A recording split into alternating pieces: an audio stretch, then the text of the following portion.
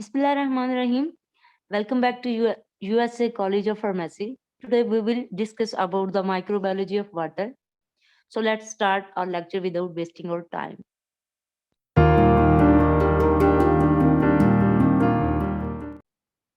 So what is microbiology of water? There are two major types of water, that is groundwater and surface water. Groundwater. It originates from deep wells and subterranean springs. This is virtually free of bacteria due to filtering action of soil. Deep sand, deep sand and rock. हमारे पास क्या कह रहे हैं, it originates from deep wells. ये गहराई से कुआं वगैरह खोदने से ये मतलब पानी ओरिजिनेट होता है, क्योंकि ये ग्राउंड वाटर है, जमीन की तह से आ रहा होता है।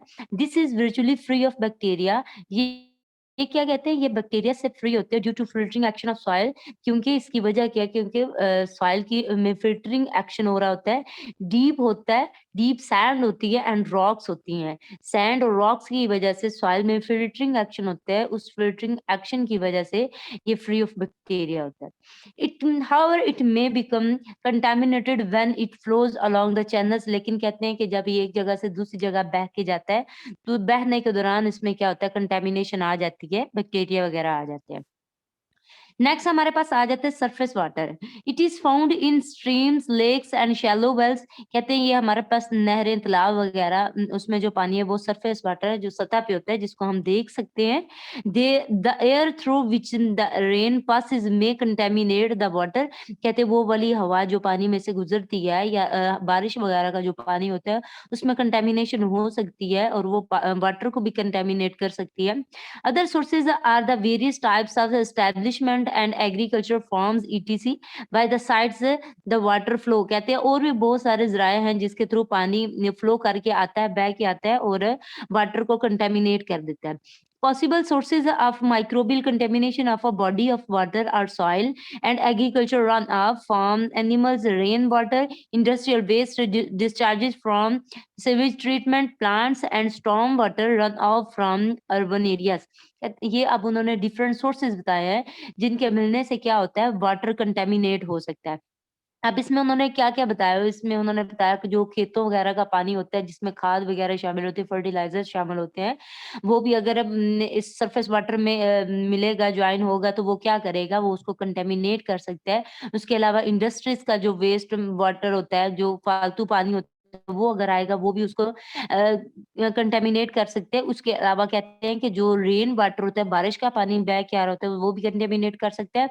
फार्म का वाटर जो आता है वो भी उसको कंटेमिनेट कर सकता है। घरों का जो सीवेज सिस्टम होता है उसका पानी उसको कंटेमिनेट करता है, या फिर तूफान वगैरह का जो जितना भी पानी होता है, या फिर आबादी वाले इलाकों से, शहरी इलाकों से जितना भी पानी आ रहा होता है, गंदा पानी, वो गंदा पानी क्या करता है, वो वाटर को कंटेमिनेट कर देता है, सरफेस वाटर को। Water microbiology is concerned with the microorganisms that live in water or can be transported from one habitat to another by water। कहते हैं water microbiology is concerned with the microorganism। इसका ताल्लुक किसके साथ होता है, micro organism के साथ होता है, जो क्या करते हैं, that live in water, जो पानी के अंदर रहते हैं, और can be transported from one habitat to another by water, जो क्या हो सकता है, जो मे बी हो सकता है कि जो एक जगह से दूसरी जगह मूव कर सकते हैं with the help of water. जहाँ-जहाँ वाटर मूव करेगा, एक जगह से दूसरी जगह वाटर मूव करेगा, तो उसके अंदर पाए जाने वाले माइक्रो ऑर्गेनिज्म भी एक जगह से दूसरी जगह मूव कर सकते हैं। Many microorganisms are found naturally in fresh and salt water। कहते हैं बहुत सारे माइक्रो ऑर्गेनिज्म ऐसे हैं जो कुदरती तौर पे फ्रेश वाटर में पाए जाते हैं, ठीक है। उसके बाद सॉल्ट वाटर में पाए जाते हैं। These include bacteria, cyanobacteria, protozoa, algae and tiny animals such as rotifers। ये सारे के सारे माइक्रो ऑर्गेनिज्म स्मॉल एनिमल्स हैं जो पानी के अंदर पाए जाते हैं। This can be important in the food chain that forms the basis of life in the water. जो फूड चेन में बहुत अहम किरदार अदा करते हैं, जिनकी बहुत अहमियत है, जिन्होंने पानी में लाइफ को फर्स्ट टाइम लाइफ को क्या किया, उन्होंने सेटल डाउन किया, ठीक है, उसकी बेसिस बनाई, उसकी बुनियाद बनाई। फॉर एग्जाम्पल मिसाल के तौर पे the microbes can called cyanobacteria can convert the energy of the sun into the energy it needs to live।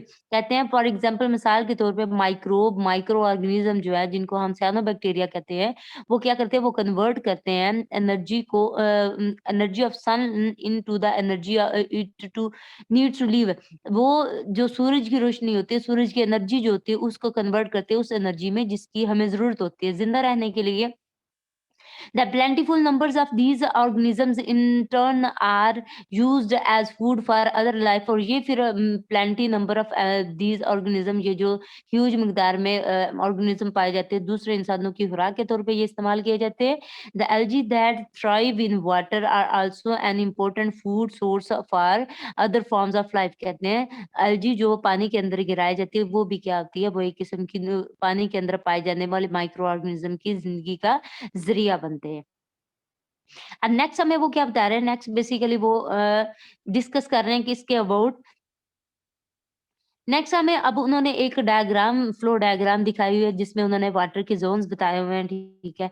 अब इसमें उन्होंने क्या बताया, वेल बताया हुआ है, स्प्रिंग बताया हुआ है, वाटर टेबल बताया हुआ है, ज़ोन ऑफ सैचुरेशन बताई है, स्ट्रीम बताई है, ज़ोन ऑफ फ्यूरेशन बताई है। अब डिफरेंट एरिया से पानी बह-बह के आ रहा है और डिफरेंट एरिया से जब पानी बह के आता है तो वो क्या करता है, सरफेस वाटर को कंटामिनेट कर देता है, जबकि जो ग्राउंड वाटर होता है वो विदाउट एनी कंटामिनेशन होता है, बट वो भी ग्राउंड वाटर जब सरफेस वाटर पे आएगा तो वो क्या करेगा, वो कंटामिनेट हो जाएगा जब एक जगह से दूसरी जगह मूव करेगा। नेक्स्ट अब वो क्या बता रहे हैं, नेक्स्ट वो डिस्कस कर रहे हैं इसकी एक्सप्लेनेशन में, और वो एक्सप्लेनेशन में क्या कह रहे हैं, water can support the growth of many types of micro organism. Water क्या करता है, वो बहुत सारे कई किस्म के माइक्रो ऑर्गेनिज्म की ग्रोथ को सपोर्ट करता है। दिस कैन बी एडवांटेजियस हावर, कहते हैं और ये मुफीद होता है उनके लिए, ताहम the presence of other disease causing microbes in water is unhealthy and even life threatening. कहते हैं अगर एक लिहाज से ये एक के लिए मुफीद है तो दूसरे के लिए ये नुकसानदेह है, क्योंकि इसमें डिजीज काज करने वाले माइक्रो ऑर्गेनिज्म भी पाए जाते हैं जो जिंदगी का खात्मा भी कर सकते हैं, जो जिंदगी के लिए मुहलिक होते हैं। फॉर एग्जाम्पल मिसाल के तौर पर the chemical activities of certain strains of yeast provide us with beer and bread. कुछ कहते हैं यीस्ट वगैरह फर्मेंटेशन के थ्रू हम क्या करते हैं, बियर और ब्रेड वगैरह बना रहे होते हैं। As well the growth of some bacteria in contaminated water can help digest the poisons for the water. As well इसी तरह क्या होता है, ग्रोथ ऑफ सम बैक्टीरिया, कुछ बैक्टीरिया की ग्रोथ होती है कंटेमिनेटेड वाटर में जो हेल्प करते हैं digest the poison from the water, जो वाटर से पॉइजन आती है उसको डाइजेस्ट करने में हेल्प करते हैं। मिसाल के तौर पे bacteria that live in the intestinal tracts of humans, मिसाल के तौर पर वो बैक्टीरिया जो ह्यूमंस के इंटेस्टाइनल ट्रैक में पाए जाते हैं, and other warm blooded animals, और दूसरे वर्म ब्लडेड एनिमल्स के अंदर such as Escherichia coli, Salmonella, Shigella and Vibrio can contaminate water. ये पानी को कंटामिनेट करते हैं if faeces enter the water, और अगर इनकी सिक्रीशंस वाटर एक्सक्रीशन वाटर के अंदर शामिल होंगी तो वो क्या करेंगे, पानी को वाटर को कंटामिनेट कर देंगे। Contamination of drinking water with a type of Escherichia coli known as O157 ratio H7, कहते हैं इसमें हमारे पास जो Escherichia coli पीने वाले पानी में Escherichia coli जो इसकी रेशियो जो हमारे पास है वो कितने, वो O157 रेशियो H7 है। कैन बी फर्टल, जो क्या हो सकती है, मुहलिक हो सकती है। The contamination of the municipal water supply of Walkerton, और नेक्स्ट उन्होंने कुछ बताया मैं जिसके थ्रू पानी सप्लाई किया जाता है, सप्लाई का पानी मिलता है जो पीपल के लिए क्या करते हैं, लोगों को क्या करते हैं, किल कर सकते हैं। अब इसमें वाल्टन बताया हुआ, ओंटारियो बताया हुआ है, कनाडा बताया है, in the summer of 2000 bus train O157 ratio is 7 second 2000 people and killed 7 people. इसने 2000 इंसानों को, लोगों को क्या किया, बीमार किया, और इसमें से 7 की क्या की थी, डेथ हो गई थी, मौत हो गई थी। The intestinal tract of warm-blooded animals also contains viruses that can contaminate water and cause disease। कहते हैं intestinal tract of warm-blooded animals के अंदर जो intestinal tract में viruses होते हैं वो पानी के अंदर पाए जाते हैं, वो disease cause भी कर सकते हैं। Examples include rotavirus, enteroviruses and coccidioviruses। ये सारे के सारे viruses वो हैं जो क्या करते हैं, disease cause कर सकते हैं। Another group of microbes of concern in water microbiology are protozoa। कहते हैं एक और माइक्रोब का ग्रुप है जो जिसका वाटर माइक्रोबायोलॉजी के साथ कंसर्न है, वो हमारे पास प्रोटोजोआ है। The two types of the most concern are giardia and cryptosporidium. ये 2 टाइप है इसकी प्रोटोजोआ ग्रुप की इम्पोर्टेंट जो वाटर माइक्रोबायोलॉजी से कंसर्न करती है। नेक्स्ट हमारे पास फ्रेश वाटर माइक्रोबायोलॉजी आ जाता है। फ्रेश वाटर माइक्रोबायोलॉजी में हमारे पास वो क्या कह रहे हैं, फ्रेश वाटर माइक्रोबायोलॉजी में वो इसकी पहले नंबर पे हमें उन्होंने फ्लो डायग्राम एक दिखाई हुई है जिसमें उन्होंने फ्रेश वाटर माइक्रोबायोलॉजी की ज़ोन्स बताई हुई हैं। इसमें सबसे पहले उन्होंने टेरेस्ट्रियल प्लांट्स बताए हुए हैं, ठीक है, जो सॉइल के ऊपर होते हैं। उसके बाद लिटोरल ज़ोन बताई हुई है। लिटोरल ज़ोन के बाद उन्होंने लिम्नेटिक ज़ोन बताई हुई है, ठीक है। Limnetic zone you 30 euphotic zone बताई हुई है। अब इसमें कुछ प्लांट्स उन्होंने बताए हुए हैं जो टेरेस्ट्रियल प्लांट है जो सॉइल के ऊपर है, और कुछ प्लांट उन्होंने बताए हैं जो क्या करते हैं, जो एमर्ज्ड प्लांट है जो पानी के ऊपर पानी के थोड़े से अंदर है और तैर रहे हैं। उसके बाद फ्लोटिंग प्लांट बताए हुए हैं जो फुली फ्लोट कर रहे हैं। उसके बाद सबमर्ज्ड प्लांट बताए हुए हैं जो फुली पानी के अंदर हैं। सबसे पहले फ्रेश वाटर पानी की फ्रेश वाटर माइक्रोबायोलॉजी के हमारे पास जो टाइप आती है वो है द लिटोरल ज़ोन। इसकी ज़ोन उन्होंने बताई है। इसकी बेसिकली 3 ज़ोन है, littoral zone, limnetic zone and benthic zone. Littoral zone हमारे पास कहते हैं a variety of micro organism live in fresh water.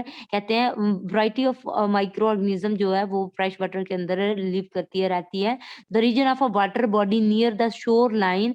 और ये जो हमारे पास लिटोरल ज़ोन है इसकी प्रॉपर्टीज़ क्या है, ये हमारे पास कैसे इसका पता चलता है कि ये लिटोरल ज़ोन है, क्योंकि कहते हैं the region of a water, water का पानी का वो वाला हिस्सा, वो वाला बॉडी का हिस्सा जो क्या होता है नियर द शोर लाइन, जो किनारे के पास होता है, इज़ वेल लाइटेड, जहाँ पे रोशनी ज़्यादा पहुँचती है, शैलो शफ़ाफ होता है and warmer than other region of the water. और दूसरे रीजन्स की निस्बत इसका पानी जो होता है वो गर्म होता है। फोटोसिंथेटिक एल्गी एंड बैक्टीरिया, और जहाँ पे रोशनी ज़्यादा होगी, शोर लाइन के नज़दीक होगी, शैलो होगा, वार्मर होगा, वहाँ पे फोटोसिंथेसिस का प्रोसेस भी बहुत ज़्यादा होता है। इस लिहाज से यहाँ पे वो वाले प्लांट्स और एल्गी होंगे जो फोटोसिंथेसिस में इन्वॉल्व है। जैसे photosynthetic algae and bacteria that use light as energy thrive in this zone. जो इसको लाइट को क्या इस्तेमाल करते हैं, एनर्जी को इस्तेमाल करते हैं थ्राइव इन दिस ज़ोन, इस ज़ोन में स्ट्रॉन्गर हेल्दी ग्रो करने के लिए इसको क्या करते हैं, सनलाइट को, इस टेम्परेचर को, इस प्रॉपर्टीज़ को यूज़ करते हैं और अपनी ग्रोथ को बढ़ाते हैं, जो फोटोसिंथेसिस शो करते हैं। नेक्स्ट हमारे पास आ जाता है लिम्नेटिक ज़ोन। लिम्नेटिक ज़ोन में बेसिकली क्या कहते हैं further away from the shore line. जो हमारे पास शोर लाइन के आगे होगी, थोड़ा दूर होगी, डीपर होगी, further away from the shore is the limnetic zone. जो शोर लाइन से थोड़ा दूर होगी वो हमारे पास लिम्नेटिक ज़ोन होगी। Photosynthetic microbes also live here, और यहाँ पे भी फोटोसिंथेसिस करने वाले माइक्रो ऑर्गेनिज्म रहते हैं। एज़ द वाटर डीपन्स, जैसे-जैसे पानी गहरा होगा, टेम्परेचर बिकम कोल्डर, टेम्परेचर जो है वो ठंडा होता जाएगा and the oxygen concentration and light in the water decrease, और यहाँ पे लाइट और ऑक्सीजन जो है वो कम होगी। नाउ अब microbes that require oxygen do not thrive. अब यहाँ पे वो वाले माइक्रो ऑर्गेनिज्म जिनको ऑक्सीजन की ज़रूरत है, तो वो उनको ऑक्सीजन इनफ नहीं मिल रही, तो उनकी यहाँ पे ग्रोथ अच्छी नहीं होगी।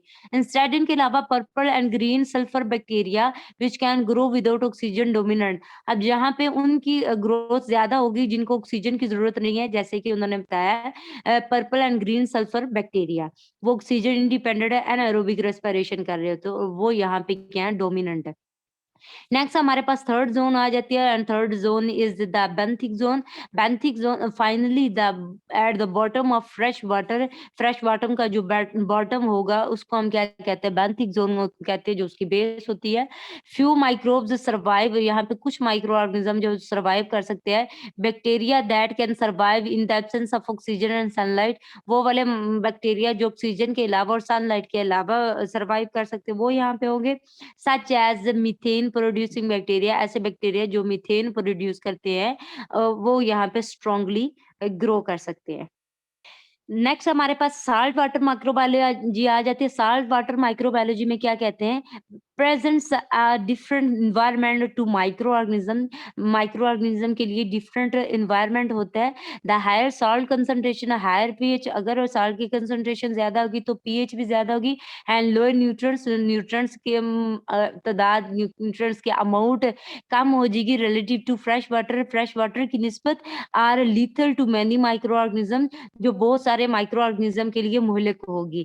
कहते हैं वो वाला वाटर जिसमें साल्ट की अमाउंट ज्यादा होगी, उसकी पीएच ज्यादा होगी, उसमें फ्रेश वाटर की निस्बत न्यूट्रिएंट्स भी कम होंगे, तो ऐसा वाटर, ऐसे जोन माइक्रो ऑर्गेनिज्म के लिए लीथल होगा, मुहलिक होगा। बट साल्ट लविंग, लेकिन ऐसे बैक्टीरिया जो साल्ट लविंग है, जिनको हम क्या कहते हैं, हेलोफिलिक कहते हैं, उनके लिए ये इन्वायरमेंट क्या होगा, सूटेबल होगा, और वो यहाँ पे स्ट्रांगली ग्रो कर सकते हैं। Abound near the surface and some bacteria that also live in fresh water are plentiful। कहते हैं ऐसे कुछ माइक्रो ऑर्गेनिज्म, कुछ बैक्टीरिया जो फ्रेश वाटर में पाए जाते हैं, वो यहाँ पे वाफर मकदार में पाए जाते हैं। जैसे कि मिसाल के तौर पे Pseudomonas and Vibrio. Also in 2001, और साथ कहते हैं 2001 में क्या हुआ, रिसर्चर्स डिमोन्स्ट्रेटेड दैट, रिसर्चर्स ने डिमोन्स्ट्रेट किया, बयान किया, वजाहत की that the ancient form of microbial life known as archaebacteria, कहते हैं जो माइक्रोबियल लाइफ की पुरानी फॉर्म है, एंशिएंट फॉर्म है, वो हमारे पास archaebacteria is one of the dominant form of life, और यहाँ पे वो सबसे ज्यादा पाए जाते हैं इन द ओशन में। The role of archaebacteria in the ocean food chain is not yet known, कहते हैं उस ओशन में फूड चेन का तो वो उसका कोई रोल क्लियरली पता नहीं चल रहा, but must be of vital importance, लेकिन उसकी अहमियत बहुत ज्यादा